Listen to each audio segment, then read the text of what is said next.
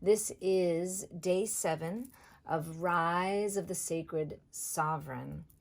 And tonight's theme is very personal and poignant and perfect because, as you may or may not know, I'm wearing 2 glasses. And I'm wearing 2 glasses because I couldn't even put the contacts into my eyeballs because I have such a fabulous, majestic migraine.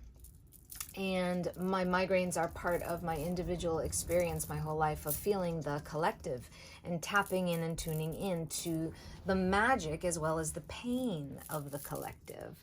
So, ironically, day 7 is all about you don't have to be out of pain to be in flow. You don't have to be out of pain to be in flow. And here's the secret. So the secret, of course, has to do with our ancient wisdom traditions that we have brought into our world as partners and parents and best friends and married folks. And we put it all together in something called the Soul Mapping Matrix. Hi, Bhakti, Rhode Island. I love our various amazing Instagram handles and showing up. And thank you for being here. We are having a live conversation in this 21-day challenge so that we can connect with each other in these incredible times. And we're probably not going to speak too long tonight, but we wanted to tune in and connect, and we promise to share that secret. So if you have any questions, put them in the comments, and if you have a comment, just do that. And if you like this video, or even if you don't like it, share it, please, because the more we share each other, the more we get seen. And this is the new earth, and in the new earth it's really important that we be able to share and speak truth also, to power. Smash that like button so we can shout it out to the algorithms. The algorithm devas of the Facebook and the Instagram. Totally. So, the secret to not having to be out of pain to be in flow. You want to start, or? Well, I'm in so much pain right now. Actually, the reality is that I'm out of pain enough to show up. You're the authority here if we're to have a contest. It's true. Yeah. Well, I guess what I'd like to share is that this world is so powerfully in up level, in transformation. And growing up in pain allowed me to learn how to transmute. Yes, Haribol Raghava Rabji. Haribol. So being able to transmute pain into power, into joy, into humility, into spiritual practice, whatever. It's whatever it is for you and for me and for you and for you in the realm of a portal. A portal being the opportunity for us to see, hear, and feel what is in this third dimension, in this material realm, which is what we're in, that's Mother Earth, and to shift it. Hello, lovely. So how we see that portal is really important because the landscape and the world and the experiences are going to shift, and we're going to be up against triggers and pain. And sometimes they don't leave. Like a migraine is something that I'm always managing. It's not just something that comes up once in a while. So it's more about how am I choosing to see it as a portal for spiritual growth and even, dare I say, bliss. And that's actually what we teach in the Soul Mapping Matrix. Passing it off? Cool. So it's funny, as you were talking, I was reminded of something that I'm going to park it. I'm going to see if it fits in. But what I want to start with when we're talking about this is such a human and such an essential and core conversation. We all have pain. We all have suffering. How do we reconcile the pain that we're in, and then being in flow with our life and making progress and being in abundance and radiating spirituality and magic and devotion and all these beautiful qualities. Bhagavad Gita, which is one of our treasured, the book that we look to. There's many books, but one of the books that we look to when we need some knowledge and an instant download. Reminds us that both happiness and distress are temporary. And so we obviously talk about happiness and we talk about bliss as being something that's different and inherent from, there's happiness that comes from within, and then there's happiness that we seek to get based upon getting something external, like, a thing or a car or a cookie or whatever it is. And either getting that thing that we really want and are attached to, or not getting the thing, is going to have us kind of be up and down. And so the Bhagavad Gita advises us to keep this in mind for a couple of reasons. One is that, yes, it's transitory and things are transitory, and we are spiritual, and so we are spiritual beings having a human experience. And so no material thing will ever satisfy that. It also tells us that because when we get really upset, it's in the moment, and it's the experience itself is temporary. We're looking at a very small thing, a very small slice of life in the grand scheme of things. And so when we're talking about the grand arc of our life and the grand arc of our plans and our manifestation and our soul mapping work and everything that we're doing, that all, we forget that, and then we just get absorbed into that one thing. Yes. So we get taken out of the bigger flow. So when we talk about you don't have to be out of pain to be in flow, we're talking about there's various different flows that we're on. And the weird secret to flip the script is that we actually only have to remember. We only have to tap in and have, yes, a system and tools in order to be able to navigate, the difficulty and the challenge when we're in the trigger, because it is challenging, because our bodies are usually going crazy, with signals. But if we can, and we can just remember, it's just like, in the airport, the conveyor belt, you can kind of hop on. We have a lot of exits to walk through. It's just like that with our consciousness. We get to go on that conveyor belt, and then automatically that belt is moving.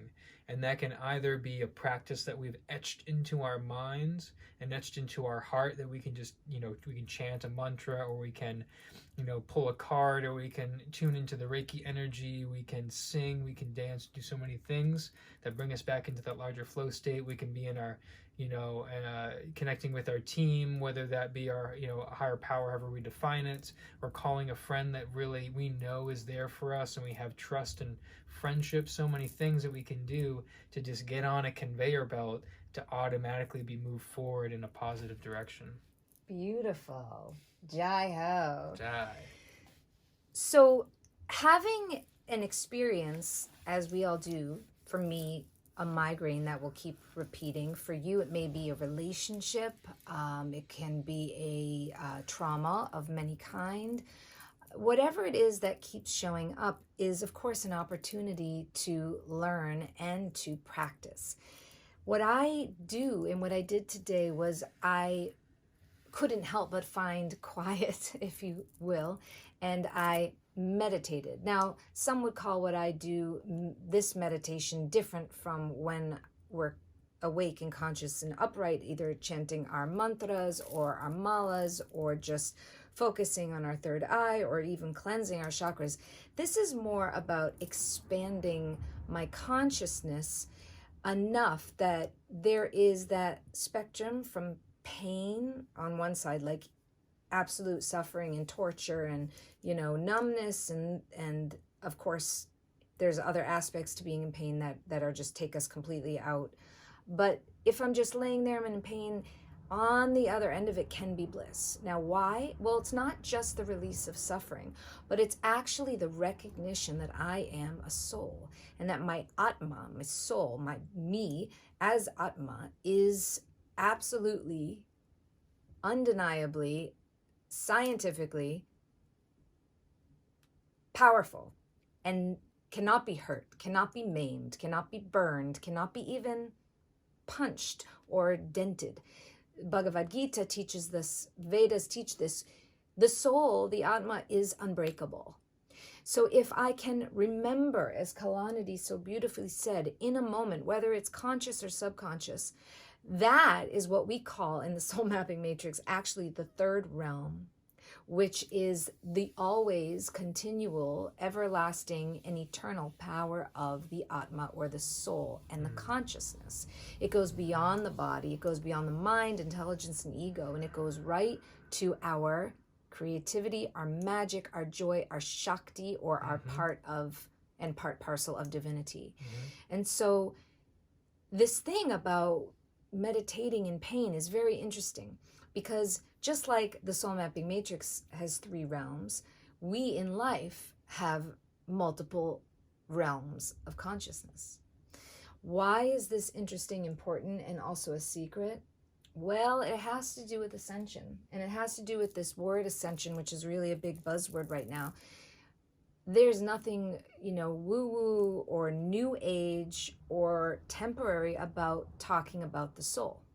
It is and always will be a baseline for understanding self-realization, who we are, what we're meant to do as individuals as well as collectively.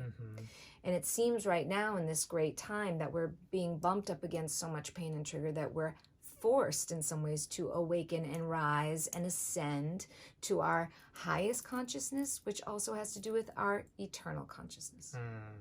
So when I'm lying in pain and Hi, James.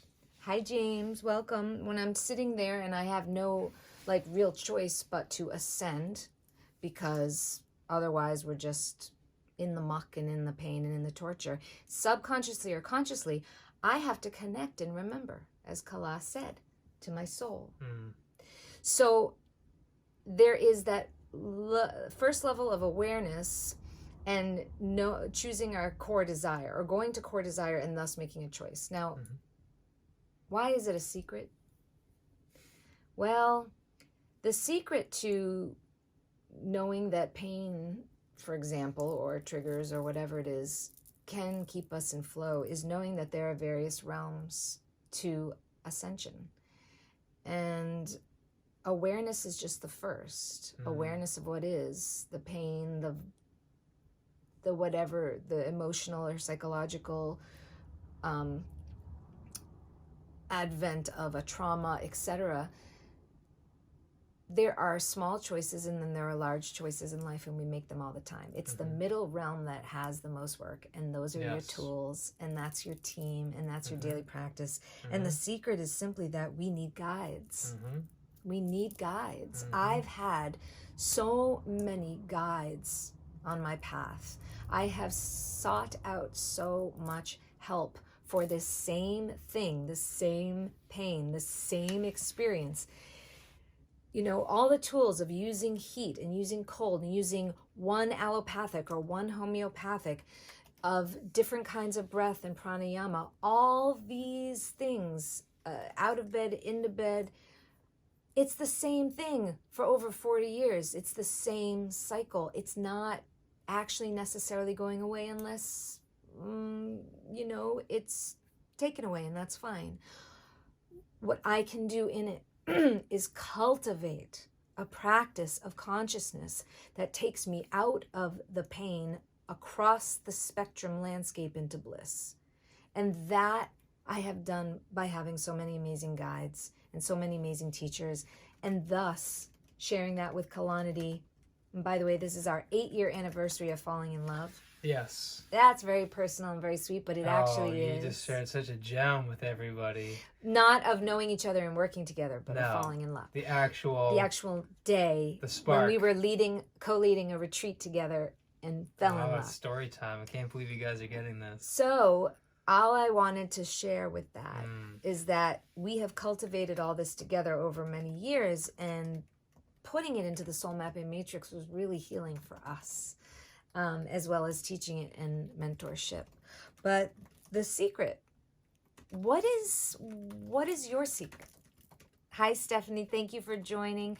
James, Rob, you guys, I know it is. It's beautiful. Thank you, James.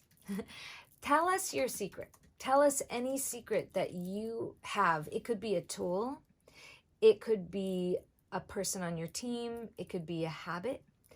Just in whatever way you have learned about yourself and how to maybe relieve yourself or get to the other side of a trigger or pain point. And it could, be something with a relationship. If you don't maybe have one of those, you could also share a comment or a question or a thought about the subject of... You just took it to such a magical place. Such a magical place. And I'd like to actually juxtapose it with maybe a little bit more of a mechanical place, but actually to give a little bit of a frame to bring them together. So when we were talking, I was remembering that there's so many layers in the soul mapping matrix that we can look at, and really nice sort of this and that sort of pairs, because we really emphasize the both and world of things and the reconciliation and building the bridge between the both. So in the Bhakti Yoga tradition, there's a beautiful split, a both and, which is that there's both the need to be regulated and disciplined, and also there is the goal to be spontaneously devotional and ecstatic, right? And that these two go hand in hand. It's actually the discipline and the regulation that supports and makes possible the softening of the heart that actually is our natural state of spontaneous love with the divine and with all beings. By the way, you guys, smash that like button, and if you could share this, it would be amazing, so other people know. That's all. Yeah. That's beautiful. So in this way, we can see he told me to do that. Yeah. He told me to smash do that like button. Share it. So we were talking last night about the realms in the matrix, and we have the meditate and the meat of it that we say in the work, and we have the bottom and we have the top. The bottom is grounding and committing, and the top is ascension and manifesting. And the manifesting and the ascension, that is more of that spontaneous realm and that spontaneous flow. And the bottom realm is more of that, we need to have that discipline and that practice. It's more the middle, because we have our medicine tools and our rituals, especially the rituals, is really, that's that, we make initial commitments in the first realm. We learn how to do it in the moment. But for example, for us, we made a 21-day commitment to rise of the sacred sovereign, because we know the power of committing over time. If you commit over time, which is a very Saturnian thing, that is what it brings rewards and benefit. It's Saturn that really brings that reward, that karmic fruit of your actions. And not that we're looking to do that, we're looking for pure love, but still, you make a commitment and you get a benefit from it. And so we committed for 21 days, and that's what we do in daily ritual. It's what are you going to commit to over a long period of time that's going to see you through, right? And this is another place where we can understand that we don't have to be out of pain to be in flow. Why? Because if you, for example, for us, this is day 7 of our Rise of the Sacred Sovereign, and it's been a harder day for us because of migraine, because of reality. Doesn't mean that we have to stop. It doesn't mean, because we have that momentum. We have that which is carrying over, and we just need to continue through, and then tomorrow will come. And there's higher wisdom and there's maturity that comes when that actually happens. When we can be in a project and we can experience ourselves being in a low state or a more difficult state, and not throw in the towel, not get upset, and just do the best that we can and accept that and forgive ourselves. And forgive. Oh, I just saw your beautiful shirt. That was amazing, by the way. Soul Culture Yoga School. We did our first Soul Culture Yoga teacher training in 2015 in the summer. It was during your birthday at one point. And those of you guys who were part of that, we love you. Our first group, 12, 15 people. It was amazing. We had moms and daughters and 15. I don't know. It was just so awesome. And at one point we were 15. In our own living room and packed in doing yoga. It was incredible. And the reason I'm bringing it up is because my language is amazing right now. Oh, that 3-year-old baby's crying. I'm going to go get her. But we committed to doing the first yoga teacher training in 6 weeks over the summer. And it was hot. Yes, James, forgive ourselves. We were just learning about doing these 10-hour days over and over again. We had done retreats and taught, so many classes for so many years. But this was pretty incredible up level. And we learned, for example, that Kala has incredible food fear. If he does not eat, he goes crazy. A lot of people have that. But that is a pain point that will come up over and over again. And we have learned to adopt to that. So that becomes part of our daily ritual. We always, and we're devotees, and we offer our food to God every day. So we have to make food and offer it to our beloveds. But that has to happen. Now, I don't have to eat so much, but he does. And over the years, you learn if that part of the system falls apart. It's like one of the places in the soul mapping matrix, and one of the quadrants, we call it. Life includes family, business, spirituality, self-care. Everything has to come together in the middle, and you need that toroidal energy to keep moving in and out, whether alone or in a partnership. That might actually be child. Yeah, that might actually be a great place to end, because you just touched upon another secret, another part of this work, which is the quantum quadrant. She was just talking about these 4 different areas of life and finding the equal point, the 0 point in between all those areas of life, which is unique to every individual, and it's also unique to wherever you are in your life. And we're always growing, we're always adjusting, we're always calibrating to that blueprint that is inherent within us. And yet it's always evolving, and our relationship to it is evolving. So I think this is a beautiful place for us to conclude day 7. We will see you tomorrow for day 8. There might be maybe no darshan tonight. It was an early bedtime. We're in that in-between space of no naps, but maybe waking up. So that's one of our transitions right now. We're always transitioning with something. So thank you so much, everybody, for joining us. And we look forward to seeing you tomorrow for day 8, 8 p.m., going live on Instagram, Facebook.